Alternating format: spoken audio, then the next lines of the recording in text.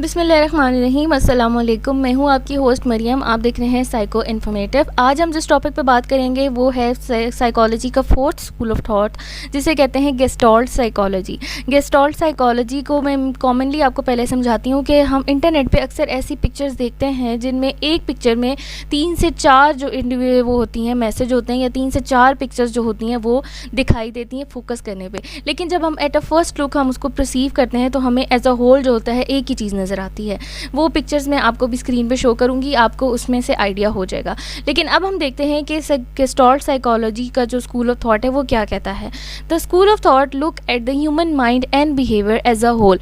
ये school of thought कहता है कि ह्यूमन माइंड और बिहेवियर को एज अ होल देखना चाहिए when trying to make sense around the world. मतलब कि जब हम दुनिया के इर्द गिर्द जितनी भी चीज़ों को परसीव करते हैं तो हम ह्यूमन माइंड और बिहेवियर को एज अ होल लेना चाहिए, ना कि इनको अलग अलग या इंडिविजुअल कंपोनेंट्स के तौर पे लेना चाहिए।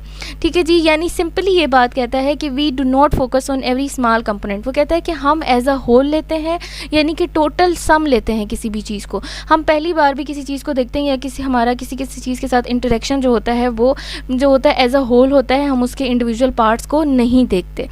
तो उसके बाद जी the school of thought played a major role in the modern development of the study of human sensation and perception. यानी ये ह्यूमन सेंसेशन और परसेप्शन के ऊपर बहुत ज़्यादा डेवलपमेंट में रोल किरदार अदा करता है अपना।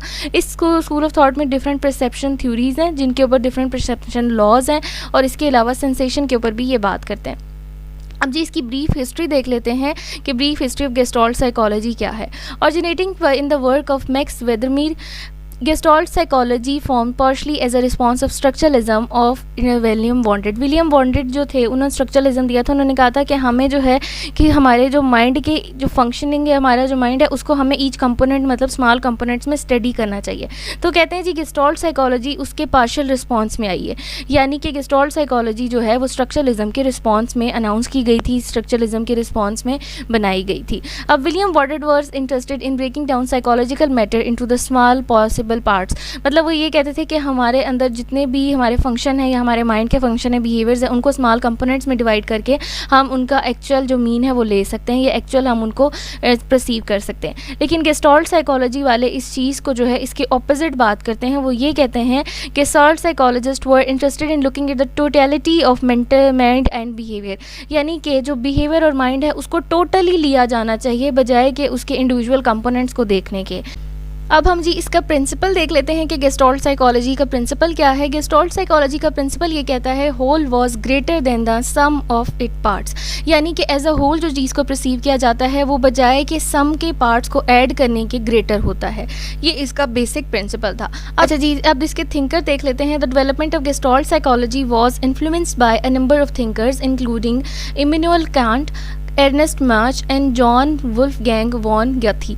मतलब कि इन लोगों ने इसमें कंट्रीब्यूट किया था, इसमें ये ग्रेट थिंकर थे। इसके अलावा जी founder of Gestalt psychology is Max Wertheimer. इन्होंने सबसे ज़्यादा काम किया है गेस्टॉल्ट साइकोलॉजी, बल्कि गेस्टॉल्ट साइकोलॉजी का ऑरिजिनेट ही इन्होंने किया है। Idea by his observation one day at the train station. वो कहते हैं जी मैंने जब ये आइडिया डेवलप किया था तब मैं ट्रेन स्टेशन पे था, तब मैंने वहाँ पे ऑब्जर्वेशन की थी और उधर से मैंने ये आइडिया डेवलप किया था।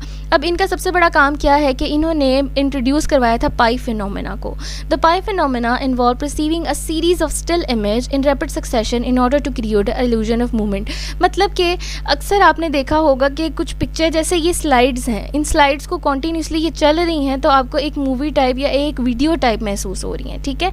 लेकिन बेसिकली ये क्या है, पार्ट्स हैं। तो पार्ट्स को आप as a whole video consider कर रहे हैं। तो उन्होंने ये 5 फिनोमेना कंसीडर किया था। उन्होंने कहा था कि डिफरेंट इमेजेस जो स्टिल इमेजेस होती हैं उनको प्लेस किया जाता है वन टुगेदर, तो वो क्या करती हैं, एक इल्यूजन मूवमेंट देती हैं, वो ऐसा इफेक्ट देती हैं कि जैसे मूव कर रही है कोई चीज़, ठीक है जी। इसको पाई फिनोमेना कहते हैं।